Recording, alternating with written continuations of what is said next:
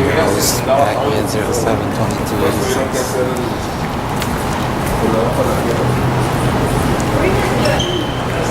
In Seattle, the Seattle Mariners at SafeCo Field again. Just wanted to repeat that.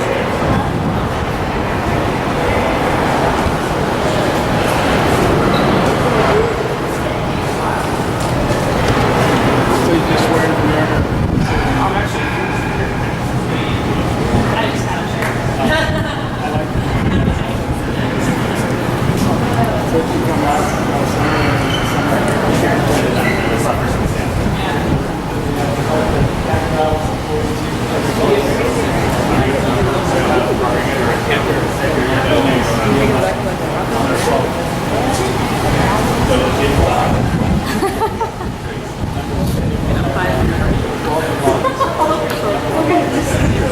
So we just wanted to give you a little peek of what you're looking forward to. Number one, take a look at that sod. That's the original sod from 1999. 4 different kinds of Kentucky bluegrass, 2 types of perennial rye.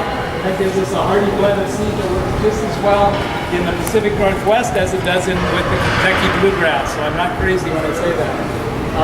Underneath that sod, North Mary tour guide. Your YMCA here waiting for you out. So what we have underneath that sod is 22 miles of piping, and that piping goes out from underneath the stadium here, out underneath the field, and those 22 miles spreads out into a spider web. As the spider web gets warmer and warmer, we run water underneath it to control 54 degrees Fahrenheit. Once it's 54 degrees Fahrenheit, we know it likes to grow, and so we'll be mowing the lawn all year round. We also have grow lights in the back we bring out during the off season, 60 600-watt light bulbs. Artificial sun from the top, warm water from the bottom, great looking ballpark.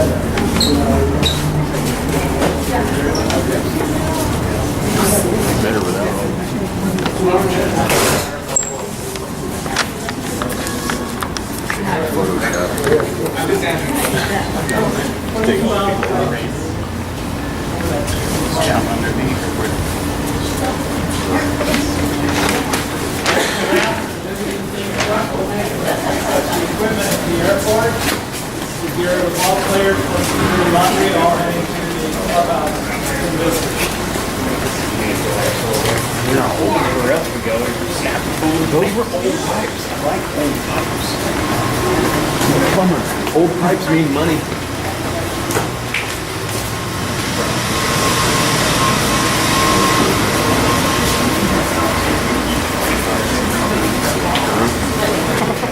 Probably a lot bigger.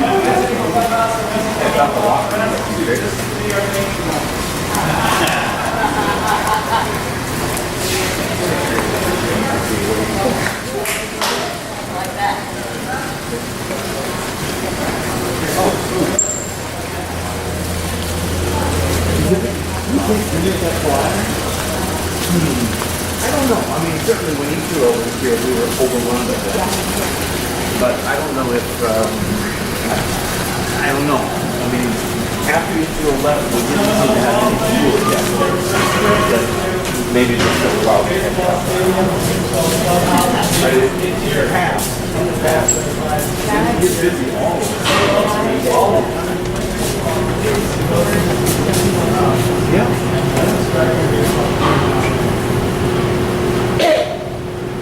Look at all the light here. It's 6 inches of wood down there. You want to make sure there are any accidents like 50 Cent or Carly Rae Jepsen or anybody in that category with their go on YouTube. Search for First Pitch in Africa.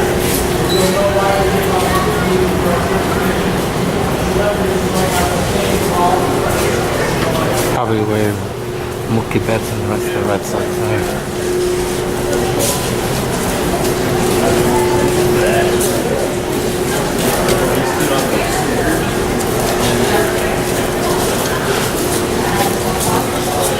Rule number 1 here, stay off the grass. Rule number 2, stay off the grass. Rules 1 and 2. There's telephones in the dugout, and they can take a photo off, but it's terrible if you pick it up and it starts ringing around the stadium. So you can reach the phone just so we can grass between the two dugouts, against the dugouts and behind the place. Watch out for lawnmowers and such. Rule number 4, be nice to spearman.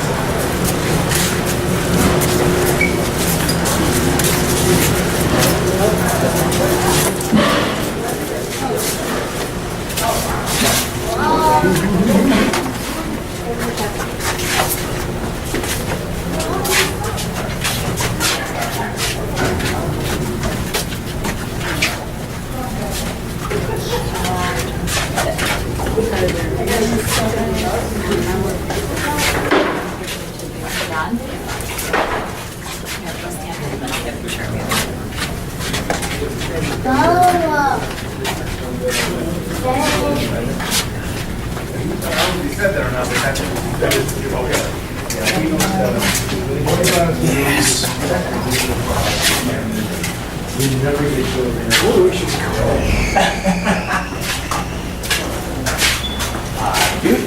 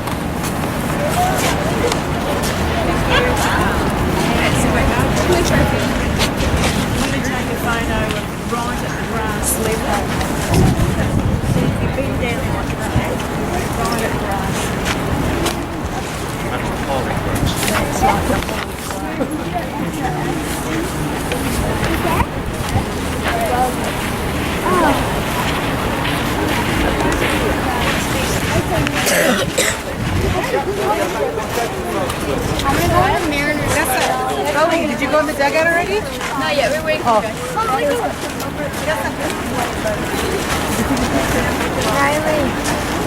Don't pick up your phone, guys. Point at it. Don't lift it.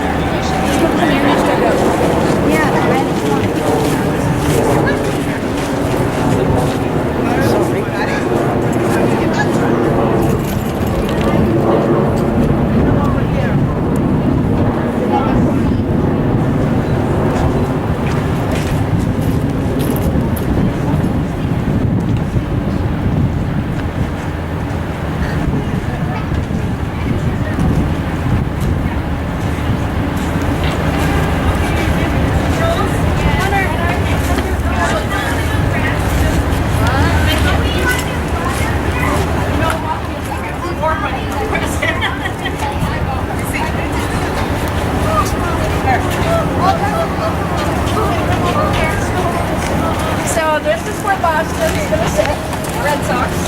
And we're going to go down here to where the Mariners, somebody dropped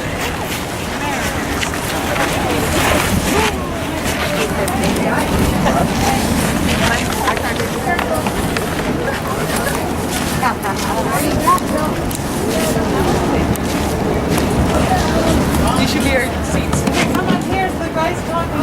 He oversees it. Doesn't do very hard Saturday. Is your ass on fire? Yeah, a little bit. Worth it though. You're running through your back for that field. That's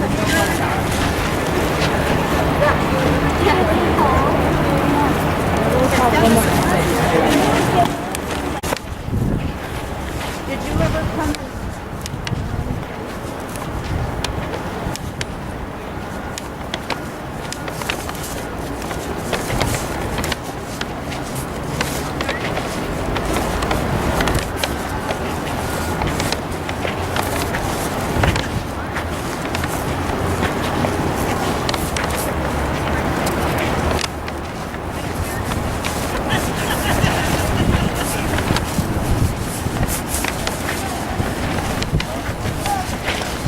The home dugout.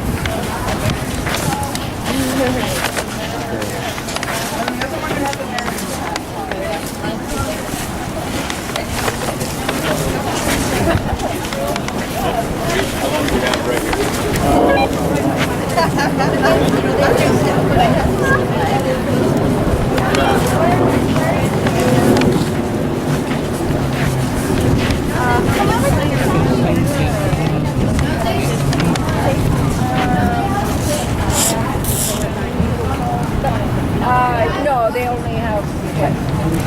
The Mariners.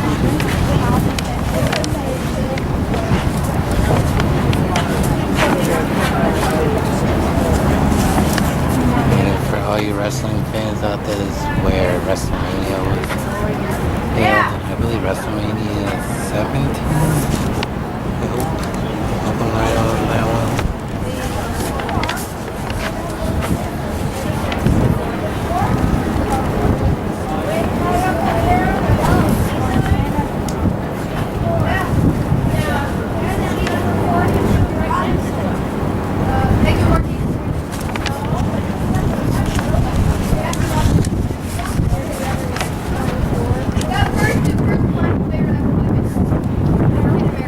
It's huge.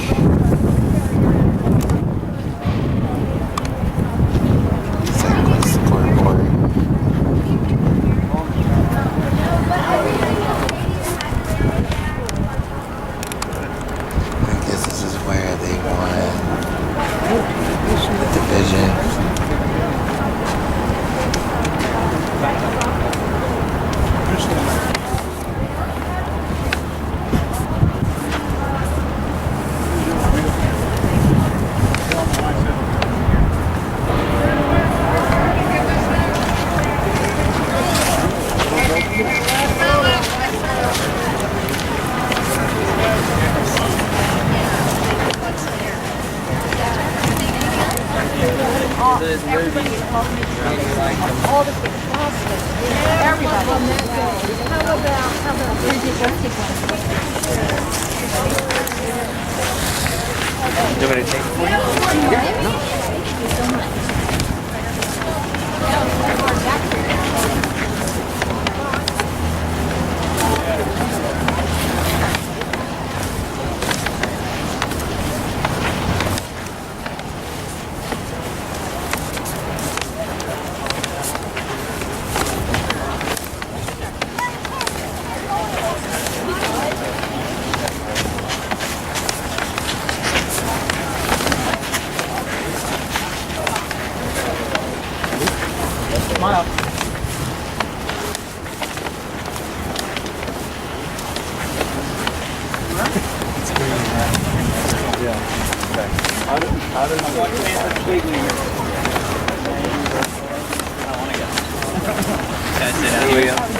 Well, we gotta make sure we get it up in the right group.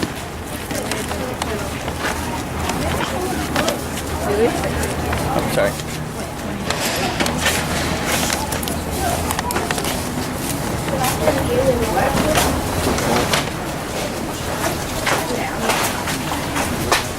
Don't worry.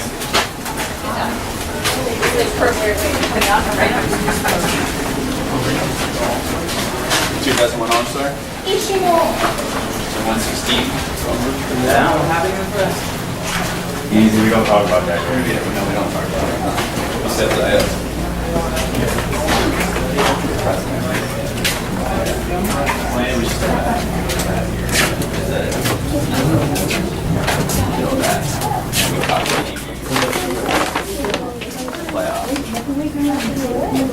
We'll be here for a little while. This is the main interview room. Use it as a photo op for you guys. So whenever you'd like to climb up front and have photos taken, go right ahead. You all get a chance. You got plenty of time. No rush. We're not getting ready. More now. Don't touch the area. What time is the mayor starting? About 2 o'clock. Or 7 o'clock. The wrap. This is the main interview room. This is where the mariners have big press conferences. Local people love them because they see it on television all the time. For you guys, it is a photo opportunity. You're welcome to climb on up and do all the photos you wish.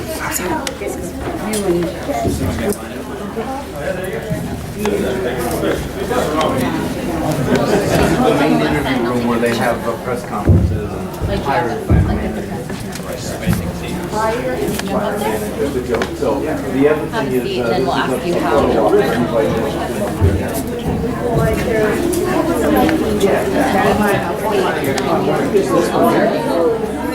Oh, you want to be the big guy? Yeah. All right. Go ahead, guys. Congratulations on 7 strikeouts. Yeah. Perfect. That's what I was hoping. Tell me what all your groups there. well, it's something. They're going to do a group photo. Matthew, wait. They're going to do a group one. Press conferences before and after the game, those are usually taken care of. One more. Hang on. With the visiting manager and the home manager. Thank you. This year I've decided to take my talents back. I can get one. I'm going to Boston Harbor. If you are, got that $10,000 check, you take it. I mean, how do you go 5 home? They're going to go. 20, 21, 22.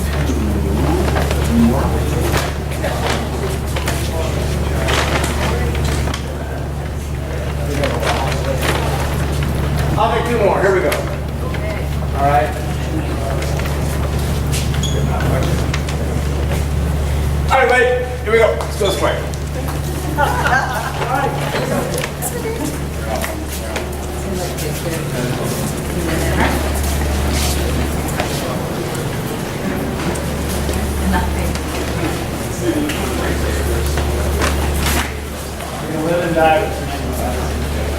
So this is what I call an upside upside down door. We do things in the opposite order from when I normally do them.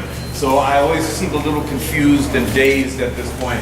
But we'll eventually get it back together again. We're going to start off in what is the finest opportunity for seating at the ballpark. There are about 12 different seating categories. You can spend a lot or a little. This is the lot area. It's called the Diamond Club, and it's a very private club for only 387 people. So we're going to go out and take a look at it.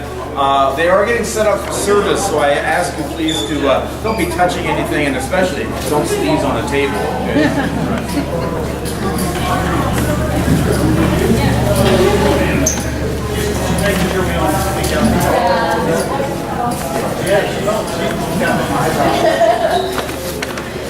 I think it was Lucy had 2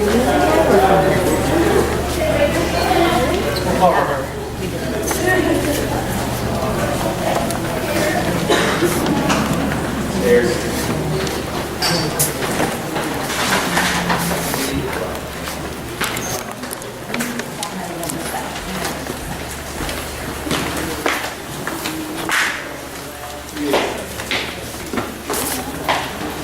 So now the Diamond Club is common in all modern sports, ballparks especially. It is part of the economy of baseball. It's part of how baseball tries to make sure that everybody feels welcome at a game. Not just the rich people like in here, but also these guys. And that's why we have $7 tickets as well. So basically baseball, to stay alive, realizes we have to have a different audience than what they have for football. Because that's very popular and such, but they don't make any effort to include young people in their activities. But baseball certainly does. Baseball is a difficult sell, though. It's a 19th century game. You all know this. It came out of an entirely different world than what you and I inhabit today in the 21st century. So it becomes a harder sell each year that goes by. It is, after all, a game that has no clock on it. It's a game where most of it happens between the years. It's a game that doesn't have a whole lot of nonstop action like you're going to find in some other sports. But nevertheless, baseball has been around in its current form for about 135 years. It becomes a tougher sell, though, because of the way our society is evolving and our attention spans are getting shorter. I'm not just pointing at the kids, I'm pointing at myself as well. It's part of the way that we live. So baseball wants to stay alive, baseball wants to stay relevant, and one way they do that is making sure that everybody feels welcome at a game.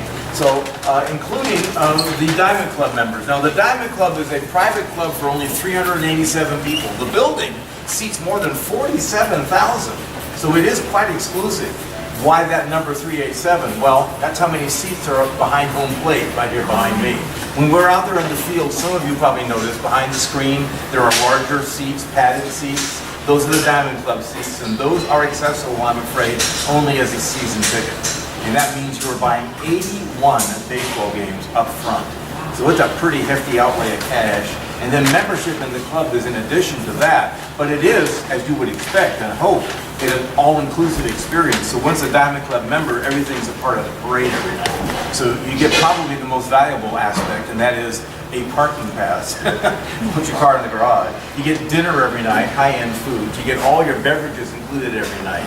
And then you get the seats, which are more comfortable, and then service at the seats as well. So it is a classy way of seeing a ball game, but it's not for everybody because of the cost of it. And so the reality is, most of the tickets to the Diamond Club are not held by baseball fans like you and me. They're held by companies and corporations and businesses. You might expect that. But there is good news in that story, because what do those characters do with tickets to sporting events?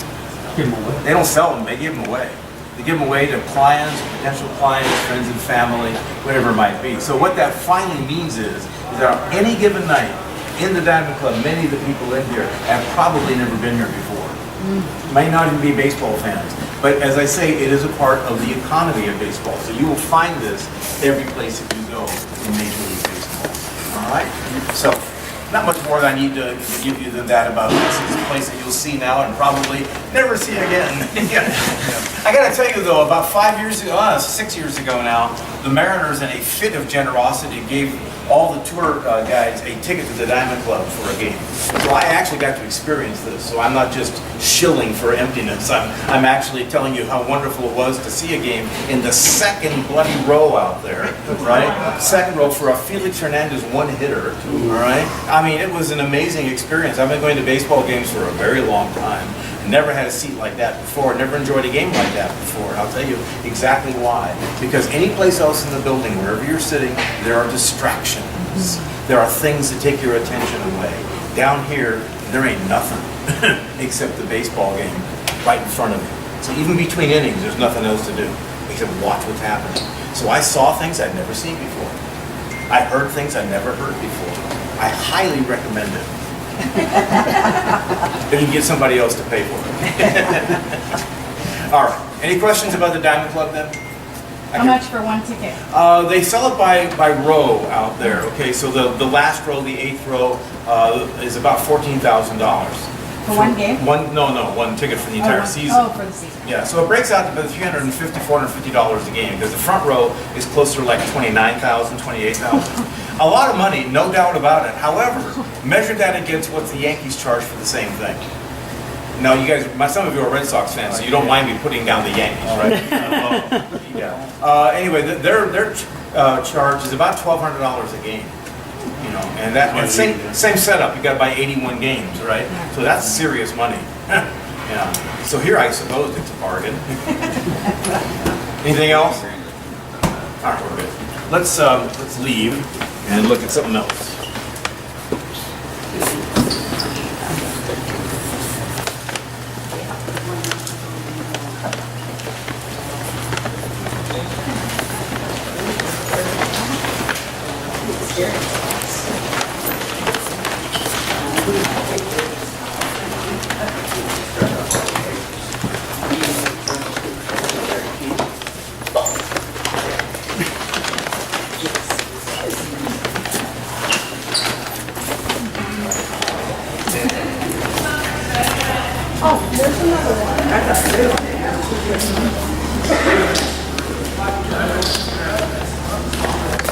So what you're standing on here, this artwork is the stuff that's current for this season. You'll see it on all the souvenir items that some of you may have purchased already. Basically, it's a commemoration of the Mariners' 40th year of operation. They began in 1977. They were an expansion team created in the same moment as the Toronto Blue Jays, which is the source of one of my favorite jokes. What is the essential difference between the Toronto Blue Jays and the Mariners? Anybody?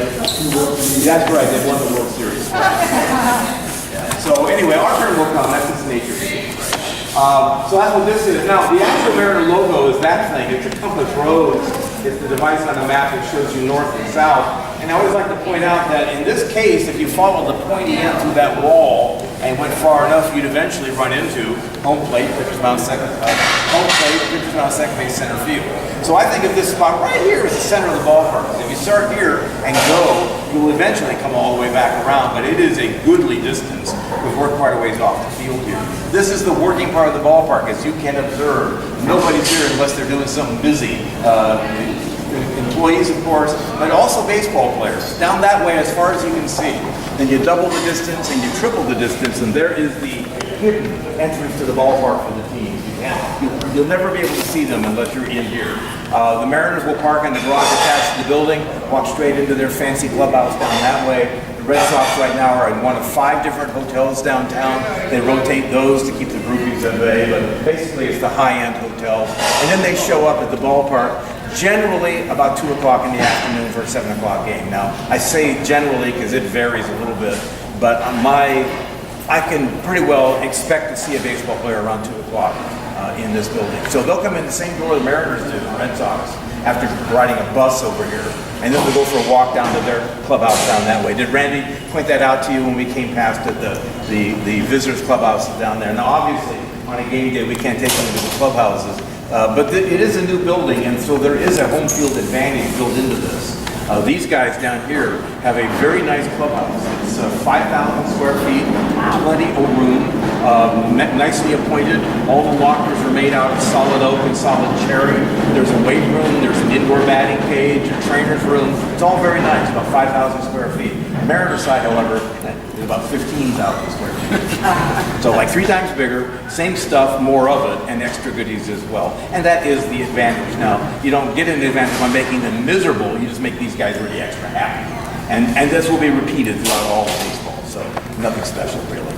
All right, so other than baseball players, you're going to see the people of the Diamond Club come down those steps and go into there, and then also the game day staff. And these are the people that you encounter when you come to a game that are often overlooked, and I always like to give them a shout out on the tours, because without their efforts, this would not happen at all. Because you know what? It takes 900 people to operate this building. To open the doors and let in 47,000 fans, we have to have 900 people standing on the site. So, and they're all temporary. They're all seasonal. We hire them in February and March. And then at the end of baseball season, they go away. What's good is this, that next year, 1,200 of those, we hire 1,400. 1,200 of those will come back and do it again.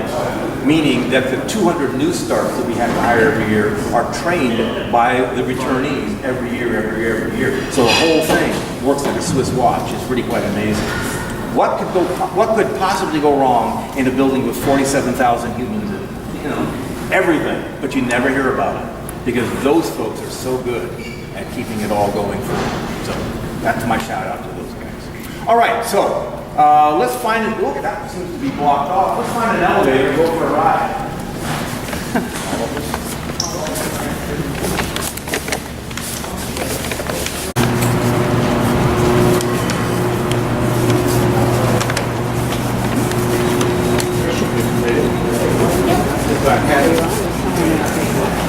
For you guys in other places, that's nothing but for us locals. All right, so this is actually kind of where I normally start. So I'm going to kind of go back to square one for myself at least and start the tour. Who has been here to see a baseball game already? Not even a third of you. All right. The rest of you intend to come and see a baseball game? I hope so, because that is when the whole building comes alive. Now, SafeCo Field is, well, it's a replacement for the first place that the Mariners played in this town. The Mariners were around since '77, but from 1977 until 1999, for 22 years, they played in a different building than this. Anybody know what that was called? Kingdome. King for King County and Dome for Dome, meaning they played indoor baseball. Now, that might be okay with some of you, but for me, it is not. Baseball is played outside. That's how it developed as a game. That's how I played it as a kid. That's how I watched it as an adult. So when I moved to Seattle in 1980, I'm not a native, very few of those folks around. I came from Los Angeles. I came from LA, and I grew up a Dodger fan. I went to Dodger Stadium 10,000, 20,000 times in my life. But I did, by choice, move to Seattle in 1980, and I'm the kind of person that believes in loving the one you're with. So rather than being a Dodger fan living in the Northwest, I became a Mariner fan. But boy, that was a hard thing to do on a day like this, having to go inside the Kingdome to watch a baseball game under an ugly concrete roof that didn't move, a concrete floor necessarily, and of course, a plastic playing field. It was a beautiful 72 degrees year-round, very comfortable, but not at all baseball-ish. We did not know, however, at the time that there was hope on the horizon. In 1992, in Baltimore, Maryland, a new ballpark opened, Camden Yards, which was its breakthrough notion of going backwards in time. Instead of building yet another brand new multi-purpose stadium, which is always a compromise, they built one for baseball only. And it was a smashing success. So much so that right away other teams began to want to build one just like it. And so beginning in '92 up through today, about 18 new baseball parks have been built along those lines, baseball only, old-fashioned in appearance, modern in all conveniences. SafeCo was pretty early in that run. This ballpark opened in 1999. Makes it about the 5th of the new generation of ballparks, but the only one that I've been able to determine designed architecturally by a local firm.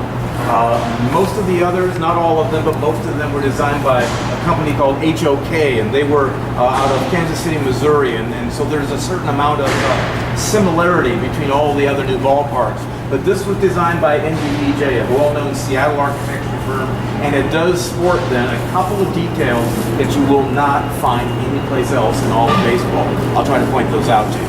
All right. First thing I want to talk about SafeCo Field is the degree of fan friendliness that it supports. When I say fan friendly, what I'm talking about is your freedom in this building to do a lot of customizing of your experience. When you walk in the front gate of SafeCo Field, you can do things here that you cannot do in every other ballpark you go to. So for example, Dodger Stadium, my home away from home. Buy a ticket to a ball game there, it tells you what seat to sit in, and that's it. End of road. You sit down, watch the game, get up, go home. In this building, you walk in the front gate with whatever ticket you bought. Maybe you bought the nosebleed tickets upstairs. Maybe you bought the bleacher tickets in the outfield. They're all the same when it comes to accessing what you're standing on now, this concourse. During the game, this concourse is available to anybody who wants to march around and watch the game for what amounts to an endless variety of locations. At SafeCo Field, the only rule is stay behind the yellow line. If you're standing right here, nobody's going to come along and shove you along and say, keep moving, keep moving. You're welcome to hang out on the concourse all the way around. So every time you change location in baseball, the game looks a little bit different, doesn't it? It plays out a little differently in your eyes. And so there's endless variation at SafeCo for everybody.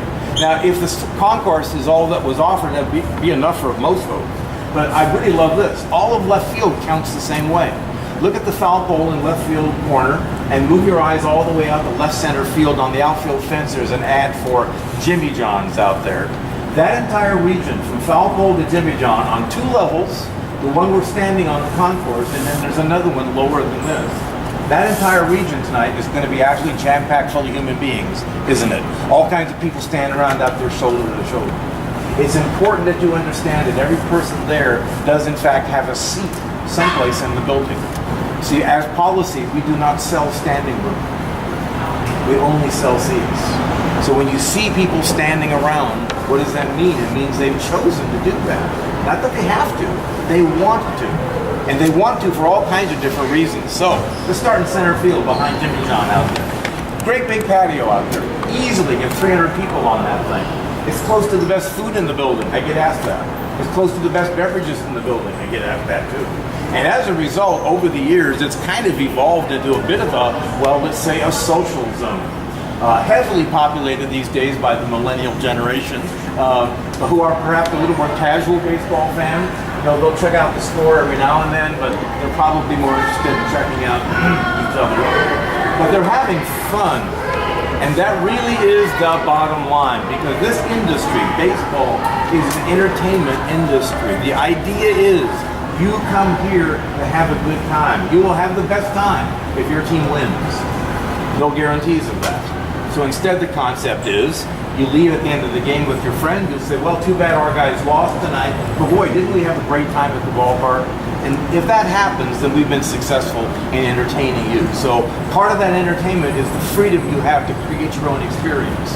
Again, any ticket gets you what I'm describing to you. It gets you the concourse, it gets you the patio in center field. Now here's what I think is real special. To the left of that patio in center field, right behind the outfield fence, you see a T-Mobile advertisement out there. There's a blue wall. Are you all focused on that blue wall? Okay, that blue wall sits between the bullpens. Both bullpens are right there. Each team has its bullpen right behind the other, and both bullpens are fully accessible during the game to anybody who wants to go down there and watch the action up close and personal. I don't know of any ballpark that has that, guys. This is the only one. So if you go down there, all there is between you and the Major League ball players is a fence about this high. It's got a nice stainless steel tray on top of it for food and beverage. But there's no nets, there's no screens, there's no plexiglass, there's nothing except Pacific Northwest air between you and the Major League players. And if you are the #1 location down there, you're no further away from a Major League pitcher than I am from you. All right, really close to a guy who's 6'5", throws the baseball 95 miles an hour. I can't do that. He can. And I'd like to watch it up close. And I can do that in this building with both teams. Now, in the modern game, we go through what? 4 or 5 pitchers a game, right?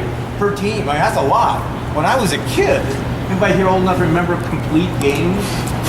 Complete games. These guys would go out there and throw 9 innings time after time after time after time. Anybody remember Bob Gibson? Bob Gibson pitched for the Cardinals in the 60s. He was a contemporary of Sandy Koufax, who I saw pitch. All right? Bob Gibson in 1968 won 22 games. That's dandy, right? Bob Gibson in 1968 pitched 28 complete games. 28 complete games. Amazing. It doesn't happen like that anymore. So what that means is plenty of opportunity to watch these guys warm up in the bullpens, and you can do that in our ballpark all the time. Left field corner down low, right behind the fence, there's a patio down there. Now, that patio is attached to a pub, so I'm afraid you do have to be 21 to go down into there. I'm no longer the judge of age that I used to be. I don't know, are you 21 yet? Okay, well, as soon as you are, you'll be able to go down there and maybe catch a home run in your Pepsi cup. Because although you will notice there's a net stretched out there now in front of it, that goes away during the game. They only have that up for batting practice because nobody's paying attention, right? But during the game, the presumption is you are paying attention. So they'll take that away. Home runs might come lopping in there, so pay attention when you're there. Now, above that, back on the concourse level, one more patio. Call that space Edgar's, as you can see the name out there, after Edgar Martinez. And if you are fans of David Ortiz, you all know who Edgar Martinez is. Anyway, a real big popular guy around here, and that is, I would think, the most popular place to hang out and watch a game at SafeCo Field. Why? I'm not exactly sure, but it does offer kind of an elevation and an angle fairly unique. I've been to the top of the Green Monster of Fenway, so I know what I'm talking about. This isn't the same as that, not even close, but it does sort of suggest it to my memory. This is only 27 feet off the ground versus 37 in Boston, and this is not part of the left field wall, so obviously not the same. But it sure is a pretty cool place to watch a game, though. So maybe you have a chance when you come back to see a game, wander out there for a while, see what it feels like. And then finally, to the right of that long black signage is the out-of-town scoreboard. And it's electronic, so there's a lot of room on top of it for all kinds of food and beverages. And as a result, a whole lot of people hang out there during the games. That's usually where I end up. I like what the game looks like from there. It pleases me. And the point is that I have customized my experience. I'm trying to encourage you to do the same thing. Don't be afraid to buy any seat that's going to make you happy, but then don't also be afraid to get out of that seat and wander around and check out the game from other locations. Okay? That's it. Any questions or comments about any of that stuff? Yeah. What do the away pitchers think of having people right there? They're professionals. They are playing in front of people all the time. I don't think they think anything. You ever been an actor? Ever been on stage? It's the same thing. You put it out of your mind and you just go on with your business.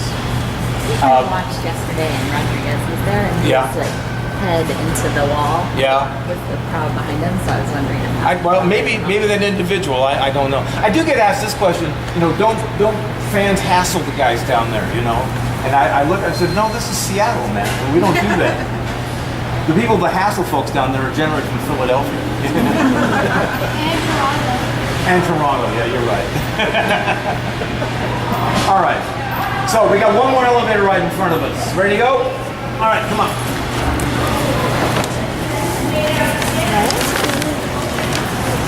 what?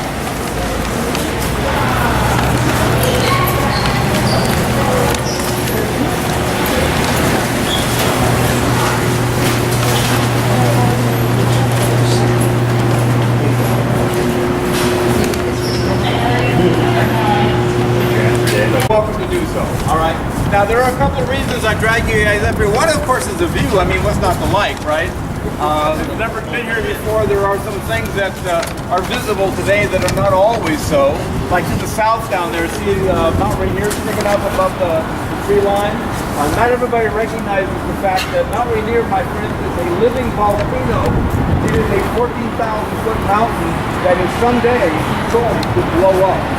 Right. It'll be really exciting when that happens, but probably not today. Don't worry about it.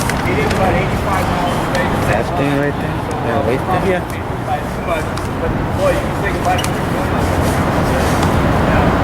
In fact, in the old days, Mount Rainier was supposed to be back to all the postcards of Seattle. Well, that's been replaced in 1962 at a World Fair. And some of them added to the Space Needle. Everybody recognizes that now. Oh, we must be in Seattle. There is the Space Needle. Now, the thing I do want to talk to you about and point out to you is what's to the west of us, out that direction. A lot of people visit Seattle for the first time, and it's not unusual because we are not close to anybody. We're the upper left-hand corner of the country, after all. Some of them have made the journey to get here, but they don't really have a clear idea where they are when they arrive, and so they generically will call Seattle one of those West Coast towns. Well, nobody's going to arrest you for that, but technically that really isn't true. Being from the West Coast, I speak with authority. I'm from Los Angeles, where you go west, hit the beaches, see nothing but water in front of you. That's on the coast. Same thing is true in San Diego. Same thing is true in San Francisco. But in Seattle, when you get to the western edge of the city and you look west, well, yeah, the water there, but that's not the ocean, that's Puget Sound. Behind that, there's an island out there, that dark stuff. But then behind that is the feature that often surprises people because they do not realize that there is a mountain range that sits to the west of Seattle. It separates us from the Pacific Ocean. We are not on the coast at all. In fact, if you want to put your tootsies on in the water out there, you got to travel straight line that way through those mountains, 100 miles, 160 kilometers for the Canadians, okay? It's a long ways inland is where we are now. So Seattle is an inland seaport. And those mountains are a part of a peninsula that covers 1 million acres of wilderness. It's mostly a national park. Those are the Olympic Mountains. It's the Olympic Peninsula. It is Olympic National Park. I'm not sure. It's all hiking trails out there. I'm pretty sure that's where Bigfoot lives. So let's find Bigfoot when you go out that way. All right. And those mountains protect us from what might otherwise be rather nasty weather that comes raining off the Pacific Ocean. The other thing about Seattle's location that most folks don't really recognize is how far north you have to go. You're above all that now. North, not only north,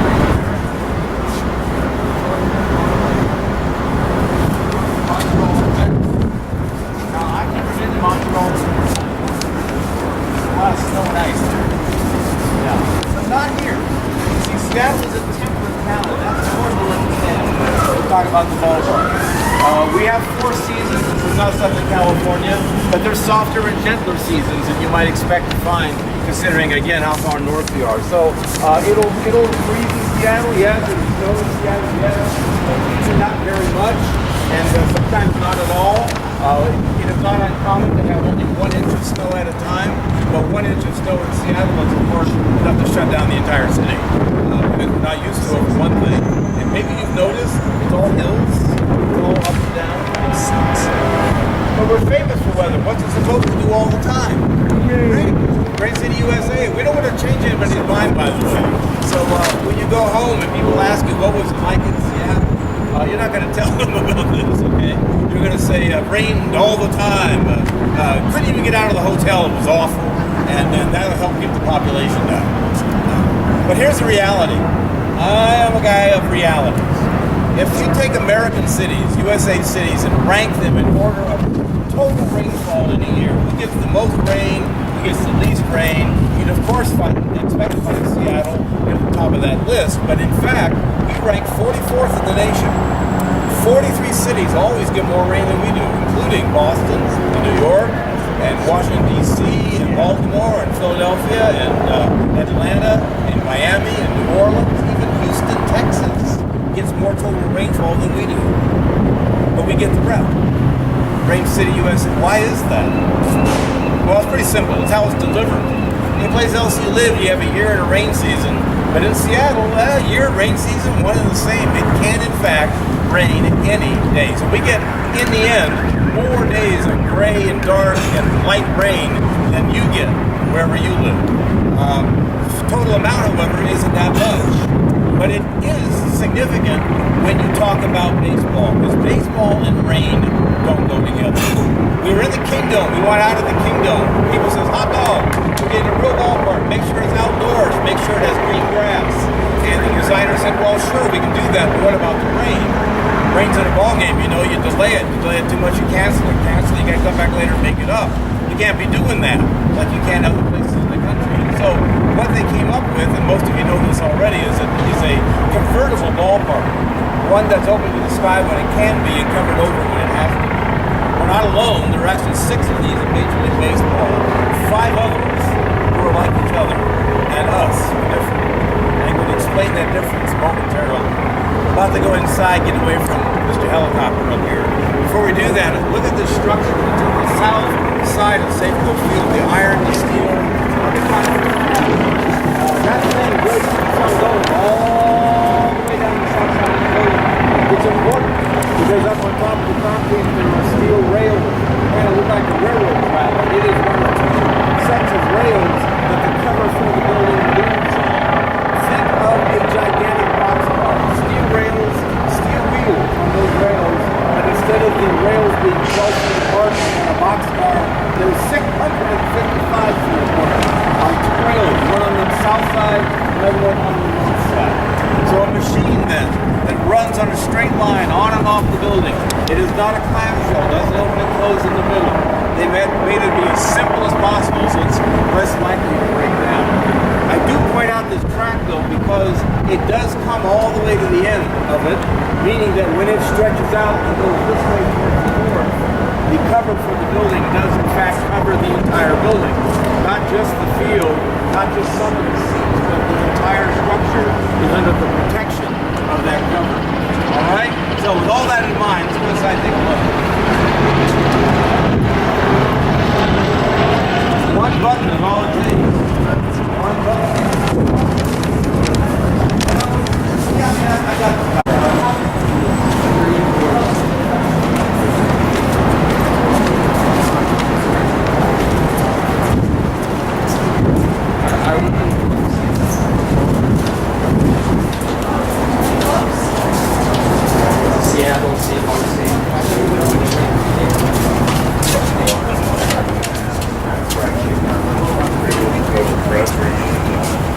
Alright, so finally, we get to a point where you can see the whole thing at once. It's been a long time getting here, but I think it's worth it. All the cameras come out here, and why not? It is a beautiful ballpark. There's no really 2 ways around that. I must tell you, though, that I've matured to the point where I no longer compare Major League Baseball and basketball. I come to the conclusion that they are all equally beautiful. Oh, wait, not the one of them. Certainly all the rest of them. But this is my home ballpark, and I couldn't be happier.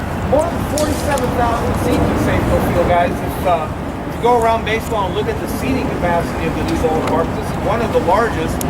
No particular reason for that. Actually, it's just an accident of how much land was on. No compromise necessary here. Anybody been to one of my other favorites, the AT&T in San Francisco? Yep. Yeah. Right on the edge of San Francisco Bay. Absolutely gorgeous. Drop dead gorgeous. It's a problem, though, for the management because there are no seats in right field. They're on the edge of the bay. They made the best of it, McCully Cove and all of that, but I'm pretty sure the Giants management would rather have another 20,000 seats out there in right field. But that's the compromise they had to make. We didn't have to. This is like 19-acre vacant lot. There was nothing here, baby, until this thing went up. So they could basically build it however mathematically clear, and we ended up with 47,000 seats. I like the shapes of it. I like the colors of it. It makes me very happy. I like what I can see beyond it. And beyond it, that building over there, what kind of looks a little like this, that's Century League Field. And that is, of course, the home of some football team. Not sure who that is. Is that who it is? Seahawks. Anyway, that's where the Kingdom was. People ask me that. Kingdom sat right there. Same footprint exactly. Kingdom opened in 1976, was imploded to great huzzas and cheers in the year 2000, and it left behind a whole lot of dead concrete. But this is Seattle, so rather than haul that concrete off to a landfill somewhere, they actually did this. They ground it all up on site and reused it in that building. So in a way, I suppose the Kingdom's never gone away. It's just changed shape. Yeah, anyway. Out there in center field above the bleachers, that large black expanses are now 2-year-old scoreboard, and as what's happening throughout all the sports now, scoreboards are becoming high-definition television. And that is what that is, believe it or not. That is a high-def TV, and if you see it in operation, you'll know what I'm talking about. It's quite an amazing machine. And then, what I do want to spend a little more time talking about is what's looming over the top of everything there. The machine, of course, that can extend and cover the entire building. Now I have very carefully to this point referred to that device as a cover. And the reason I've done that is because I do not like to call it what everybody else in Seattle likes to call it. I am a stickler for detail. We are not on the West Coast. We are 100 miles inland. That is not a roof like everybody likes to claim. What it is the biggest umbrella you've ever seen. Now consider what the difference is. A roof you have at home. A roof allows you to control the environment underneath it. A roof is what exists in those other 5 ballparks. Toronto, Houston, Phoenix, Miami, Milwaukee. 5 buildings that can look at the sky just like we can, but when covered over, are in fact covered by a roof. Defined by the fact that that roof intersects with the side of the building. Well, there's walls, windows, or doors, but it allows you then to control the inside environment, and voila, you're playing indoor baseball again. You're playing air-conditioned baseball. Great for the fans, but it's a compromise on the heating because you're changing the atmospheric pressure in the building. Maybe you turn on the heaters because it's too cold outside. Also great for the fans. Same problem. You're changing the atmospheric pressure. But in this building, we play outdoor baseball 100% of the time because that is not a roof at all. It's an umbrella. Because when it's extended, nothing is closed up, nothing is sealed up. We're always open to the outside. Here's how it works. It lives there. The Mariner front office calls that thing a retractable roof. In my head, that means it lives on the building and can be retracted. Instead, it lives there and can be extended, which is why I call it an extendable umbrella. Get the idea? Okay. It lives there. It's in 3 pieces, and that gives you then overall a smaller footprint. The 3 pieces are stacked on top of each other. They never touch, about 9 feet apart this way. They're independent with 1 or 2 or 3 any combination. All of them, however, are held up by an exterior archway. That framework is on the outside of the building, leaving then underneath the cover more room so baseballs will never ever touch it. I'm pretty sure there's a ground rule written for it, but when that's extended, it's more than 200 feet straight up in the air from the ground. And I don't think a baseball in fair territory has any chance of ever hitting the thing. So I wouldn't expect that to ever happen nonetheless. Each end of that archway then ties into vertical pylons. Pylons that come down to the wheels it rolls on. 128 total steel wheels, bigger around than I can reach, on 2 tracks. One on the south side and one on the north side, lower down, but it's right behind all those flags up there. Okay, so now parallel track, pylons come down on top of it. 96 of those wheels have an electric motor. That's what powers them. So the guy at the control booth pushes the green button, and that's all he does. It turns on the computer and the motors, and without making any sound at all, everything is just right in front of you. It's the slide on this way, right there. The first piece will lead off. After a little while, the second piece will join it, and after a little while, the third piece will join that one. So now you got 3 pieces of steel. Again, never touching. They overlap slightly, but to your eyes, it looks like a single sheet of steel that will slip across the sky. It will go all the way to where it is right now, to beyond the roof line up here, still extending to beyond the roof line back there. It will, of course, go over the roof line here. It will be higher than the lights out there in left field. Everything above your head will disappear. It weighs 20 million pounds, the light does, and it takes all of 10 minutes to move. So from where it is now to covering the entire building in just 10 minutes. When it's done, and you look up at it, not only has all the sky disappeared, but you're looking at steel that covers about 9 acres. An acre is about the size of a football field. It is absolutely gigantic. As I said, more than 200 feet high. Look at the lights in left field and look beneath them. That's always there. There's no doors that open up. There's no walls that close up. There's no curtains that come down. We're just always open to the outside of the door. Look at center field around the scoreboard. All kinds of gappage there as well. Look at where the freeways are out there in dead center field. That never closes up. Freeway interchange, by the way, is the western end of Interstate 90. Okay, if you get on Interstate 90 and you drive the other direction across the country, anybody know where you end up? Awesome. Yeah, Fenway Park, actually. Yeah, pretty amazing. Ballpark at either end of Interstate 90 across the trivia that you'll remember. All right. So the tunnels on the third deck have no doors on them, and there's all kinds of other gaps in the building. So this is the essential takeaway. When SafeCo Field is covered, SafeCo Field is fully ventilated. And what that means is environmentally down there on the field, the only thing we have any control over is whether it's wet or dry. Because just like if you had an umbrella on the sidewalk outside over your head, well, yeah, you'll be dry from the rain, but does the air temperature change? Nope. Does the wind stop blowing? Nope. Are you dry? Well, yeah. And that's it. Same thing here. Stand at home plate, look at your thermometer, close the thing up. Oh, it's the same number. If the wind's blowing when it's open, it'll be open when it's blowing when it's closed. So for management, there is absolutely no reason to ever use it, except when it rains. So it lives there. This is our default. We want to play 81 games exactly as you see it, but it is Seattle. It does rain to the pit. Next question is, how often do we play? That's going to be growing. Of course, I know. And I'll tell you, it is at this point that I always like to try to involve the tourism in and give you an opportunity to make a guess.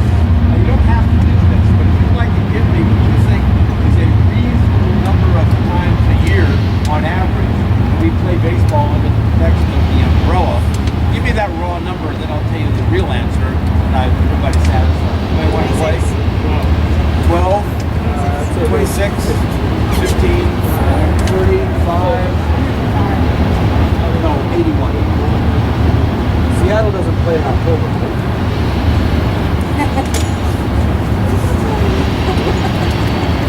You know, no, that's actually funny. It's a funny line. I wish I had a better comeback than I do.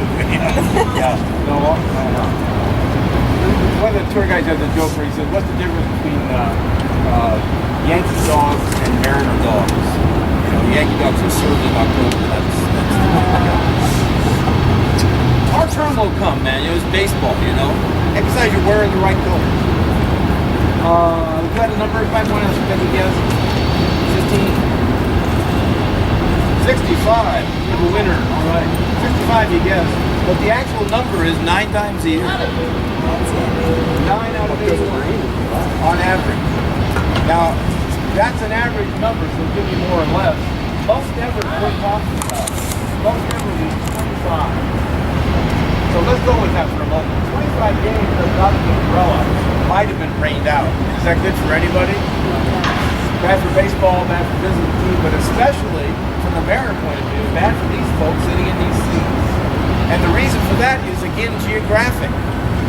Where are we? We are the upper left-hand corner of the country. If you live in this wonderful bit of heaven called the Pacific Northwest, and you want to attend a Major League Baseball game, Mariner fan or not, this is the only game in town, because where is the next closest Major League ballpark? San Francisco, and that's not close, that's 800 miles away. And so, if you live in this region, SafeCo Field is the only place you can possibly root for. So our fan base, of course, consists of the city of Seattle, not as big a town as some people might imagine it to be, although it is growing very quickly. They did count doses, and 2 weeks ago announced that our current population is about 700,000. Just on a region nearby, however, it's about 3.5 million. And then a very important part of our fan base is up that way a little ways. It's called Canada. Now, see, the Canadians love baseball, but unfortunately, for the folks in British Columbia, there's baseballs in Toronto, and that's on the other side of the planet. So, we get all kinds of Canadians all summer long come down to watch baseball. Now, they'll come down all summer, but I guarantee you every single one of them comes down when the Blue Jays are around. That's when this building becomes the southernmost province of Canada. And it's kind of amusing for about 10 minutes. Then it becomes real annoying. So they come from British Columbia. Now Vancouver, BC is actually only 2.5 hours away. The next province over is more of a surprise. The next province over is Alberta. And they come from Edmonton and Calgary just as much as they do from BC. More of a journey for those folks because they usually fly. But the driving time, get this, the driving time from Edmonton to Seattle down the road is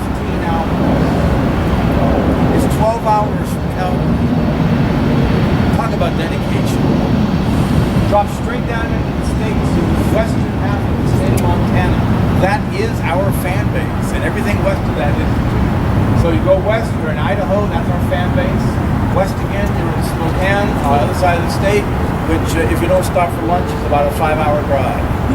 Portland is 3 hours south, Corvallis is 4.5, Eugene 5.5 or 6. These are all our fans. They will fly down from Alaska all summer. Visitors think that Alaska is next door. It is not. It is a 3.5-hour airplane ride. And thousands of people fly in all summer long from what I call Northeast Asia, and by that I mean Korea, Taiwan, and Japan. How are any of these people going to feel to make that journey? Spend the time and money, watch a baseball game in Seattle, sit down to watch the game, and the game has rained out. Here's your rain check. Yeah, not going to work. Well, what is that? Is it a roof? Sure, if you want it to be. Is it an umbrella? That's what I like to call it. You know what? Better than either one of those things, what it probably is more than anything else, is a guarantee. You show up, we guarantee a baseball. Oh, and as a bonus, outdoor baseball. It is an absolutely one-of-a-kind, unique fix to that situation. And one that I offer to visitors only works for us in Seattle, because we are a temperate town. All that stuff out there was all focused on this. We are temperate. We don't need air conditioning. We just need the occasional umbrella. So this system would not work in Minneapolis. This system would not work in Boston. But it works here. That's the story. Any questions about it? Help you understand it better? You guys all good? And one last little wow thing I throw in as a dessert. I tossed it out there that the distance between the wheels from clear span from over there to over here is 655 feet. You know, some of you heard that. Okay. Well, that's just a number. What does that mean? Well, my favorite comparison to that is what everybody in town recognizes is the Space Needle. The Space Needle from base to tippy top of its antenna even is 605 feet. So you could pull it out of the ground and stick it on its side. It fits with 50 feet to spare. That is how enormous this thing is. It's an amazing piece of equipment. All right, let's go. Rest time is over.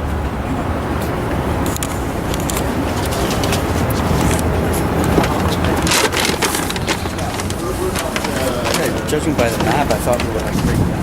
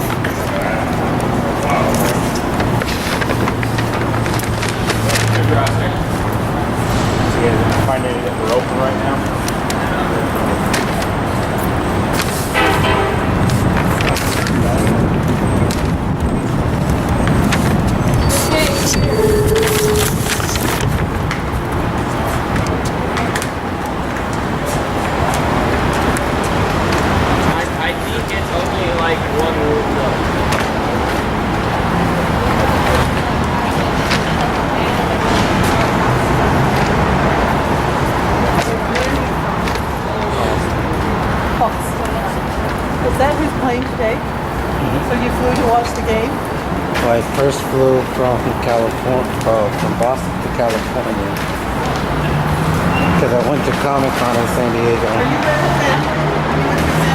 No, with my girlfriend.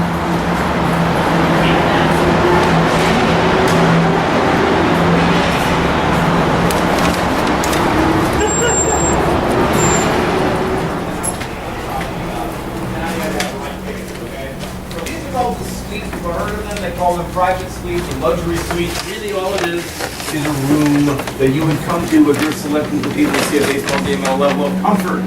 We have 61 of these things that go around the ball field. They're all set up the same way. 3 rows of seats out there, row of seats inside, food and beverage service, a concierge, a parking pass. In the ideal business plan, all 61 of these guys would all be filled up with local corporate concerns and business concerns, a plan that worked best after you've won the World Series 2 or 3 times. In the meantime, rooms like this are in fact taken care of by Microsoft. There's also a Boeing suite. There's also a SafeCo insurance suite and ESPN Sports and a couple of banks, a local Indian tribe. But the ones that are not taken over by a corporate entity are in fact available on a single game basis to ordinary humans, which people do all the time.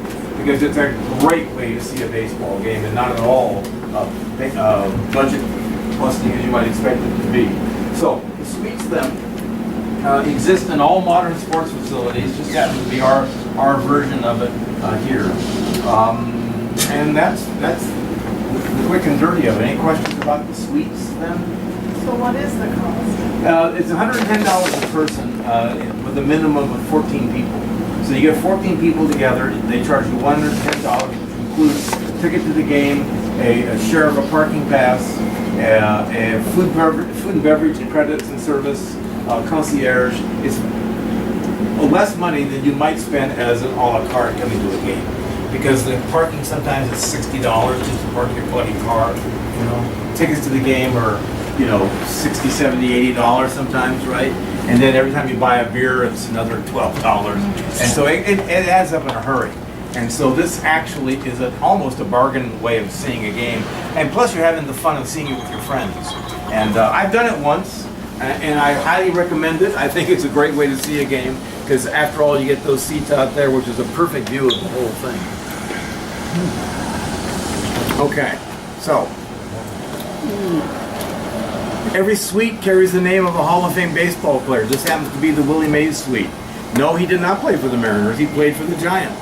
And so every suite then will have a replica jersey of the player honored and a copy of his Hall of Fame plaque as well. This is a pretty unique thing.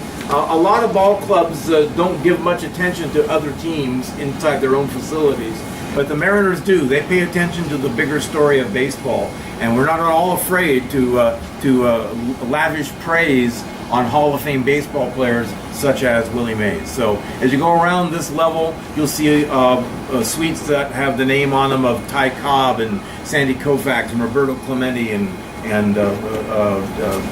many others. All right, we got one more thing to do before we're done. So let's hustle and get that done.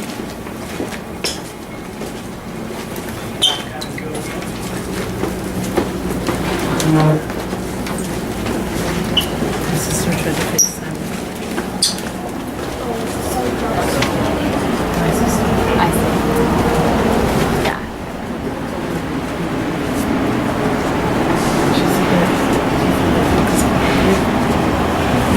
Then he turned around and laughed at him.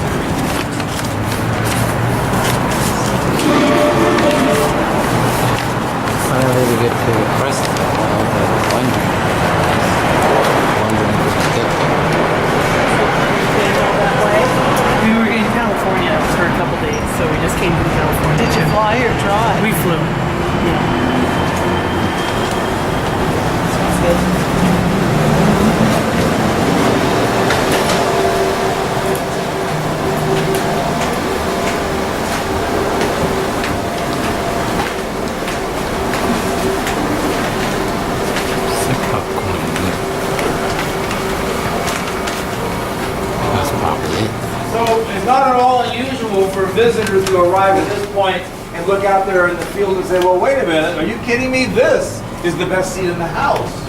Are you kidding me? You're right behind home plate. You're not too high. You're not too low. Well, yeah, I suppose, but it is also, I'm afraid, the most hazardous place to watch a game. Most dangerous. And why would that be so? Foul balls will come over the top of the backstop into this room that's a line drive. Now, to the best of my knowledge, never hitting anybody because they are paying attention. But when they dodge out of the way, the walls, the vertical surfaces, take a bit of a beating. So, from this season then, right behind you, sir, there's a hole in the wall right there. Down here, there's some more damage, I think. Isn't there someplace? Yeah, one down there? Okay. So, and then there's one more back here behind this gentleman, a dent in the wall with a frame around it. And the reason for that is the Mariners have this habit of coming through and fixing this all up frequently to make it look all brand new again, which I suppose has its value. But it kind of destroys the tour program. and so we decided to save one some years ago. So we put a frame around it so they wouldn't fix it. So that at least we have one dent to show people that we're not making this up. It really does happen this way. A phenomenon, by the way, that would not happen at all if the backstop were taller than it is. Some of you have eagle eyes. Some of you can tell, oh, wait a minute, that backstop looks awfully short to me. Anybody? Yeah? Well, that's because it is. It's the shortest allowed in Major League Baseball. It could be taller. So the guys up there can catch the ball. No, not it at all. But it does relate to fan friendliness, though. Remember that fan friendly thing I was making a noise about in the beginning? Well, if you come to a ball game, what is the best possible souvenir, dear fan, to take home with you from the game? Baseball. Kids always say a bat, but it is a baseball. I mean, for most of it, it's a baseball. And so, what the Mariners have tried to do is maximize those opportunities, starting with the short screen behind home plate, and then look at this, no netting between the top of the backstop and the front of the press box. You will see that in a lot of ballparks, but not here. And then look at the outfield, foul pole to foul pole, remembering that that net in left field goes away during the games. There is none. There's no netting, no screens, nothing to prevent baseball from ending in the hands of the fans. Even the folks who have chosen to hang out behind the bullpens out there to get their hands off on a home run ball. Because the home run will go over the outfield fence, hit the grass that's in the bullpen, and bounce up right into the hands of the people standing behind. So does SafeCo Field lead the league in souvenir baseball? I don't know. But I'd be surprised if it doesn't. There's just so many chances to get one. And that, my friends, is all I got. Questions on anything? Yes, sir. Who's that guy? The guy with the muscle shirt in the outfield? He's a player, and then which one, I don't know. I can't tell from this far away. But he's one of the Mariner players, and one with muscles. And bare feet. Looks like he's in bare feet. Might be, you know. Yeah, sometimes they come out early, they come out when they really want to come out. Mariner players will come out here year round. I mean, in the wintertime when I'm doing tours, when Ichiro played here, Ichiro would come and work out all the time. You see him all the time. You know. That might be Nelson Cruz, because he's about the right size. And the right amount of no hair, so. Sure who that is. And there's some Red Sox guys down here playing catch, right? But you can't talk to them. I mean, nobody's out there that's... Not right now. Does not talk to them unless they say so. Yeah, that's right. That's the rule. No, we can't. All right, bud, we're done. Come on, let's go this way.